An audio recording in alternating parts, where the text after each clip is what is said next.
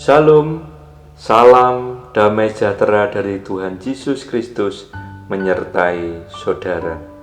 Berjumpa kembali dalam renungan harian Gereja-Gereja GKJ Seklase Semarang Timur, edisi hari Jumat 16 September 2022. Sebelum kita merenungkan sabda Tuhan, mari kita datang pada Tuhan dalam doa.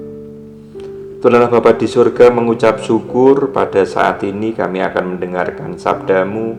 Kiranya Roh Kudus memimpin kehidupan kami. Kami siap membuka hati dan pikiran kami menerima firman-Mu. Dalam nama Tuhan Yesus kami berdoa.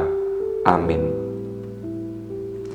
Sabda firman Tuhan di dalam surat Roma pasal yang ke-8 ayat yang ke-37. Tetapi dalam semuanya itu kita lebih daripada orang-orang yang menang oleh Dia yang telah mengasihi kita. Demikianlah sabda Tuhan. Tema firman Tuhan menjadi pemenang. Ada kisah seorang anak kecil bercucuran keringat. Ia telah berusaha cukup lama berlari dan terus berlari. Ia ingin mengalahkan sesuatu di depannya.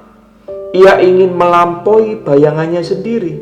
Namun semakin ia kejar, semakin yang dikejar itu mendahuluinya.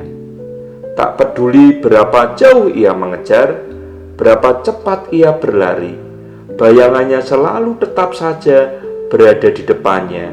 Padahal ia kini sudah kehabisan tenaga. Akhirnya orang tuanya tahu apa yang sedang diperbuat anaknya. Sang ibu dengan penuh kasih memberikan sebuah nasihat yang amat sederhana. Anakku sayang, hanya ada satu tindakan sederhana yang perlu engkau perbuat untuk mengalahkan bayanganmu, yaitu berjalan menghadap matahari. Karena dengan itu bayanganmu pasti akan berada di belakangmu.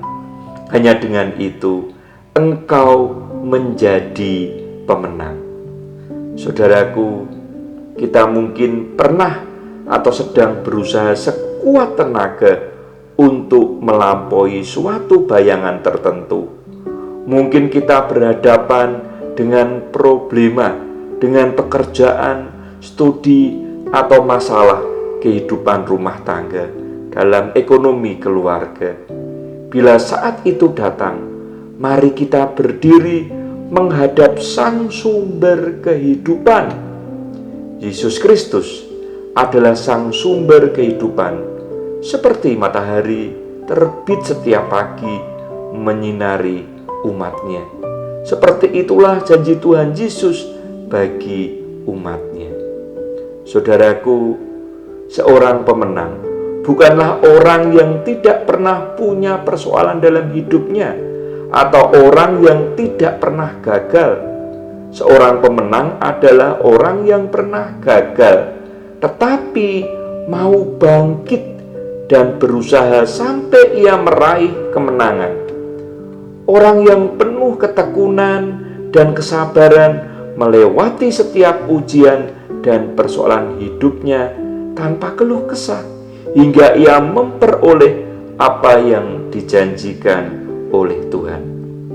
Saudaraku, setiap anak Tuhan dirancang bukan untuk menjadi pecundang atau mengalami kekalahan di dalam hidupnya.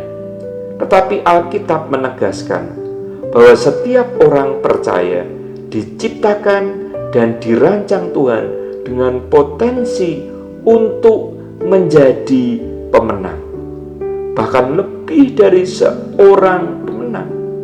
Dalam surat Roma pasal yang ke-8 ayat yang ke-37, tetapi dalam semuanya itu kita lebih daripada orang-orang yang menang oleh Dia yang telah mengasihi kita. Saudaraku, Tuhan mengasihi kita.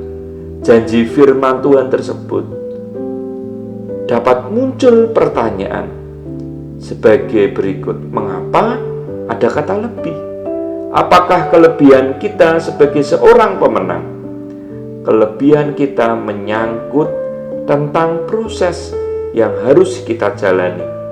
Proses yang dimaksud meliputi perjuangan, kesabaran, ketekunan, peperangan melawan godaan iblis, dan lain sebagainya. Bapak, Ibu, dan Saudara yang dikasihi oleh Tuhan, karena itu milikilah sikap hati yang benar, sehingga di dalam segala keadaan kita tetap bisa mengucap syukur dan senantiasa berpikiran positif. Jangan pernah menyalahkan orang lain, tapi belajarlah untuk selalu mengoreksi diri sendiri. Tetaplah bertekun dalam Tuhan dan fokus terarah pada Tuhan saja. Karena kemenangan orang percaya ada di dalam Dia sepenuhnya, Sang Sumber kehidupan. Tuhan memberkati.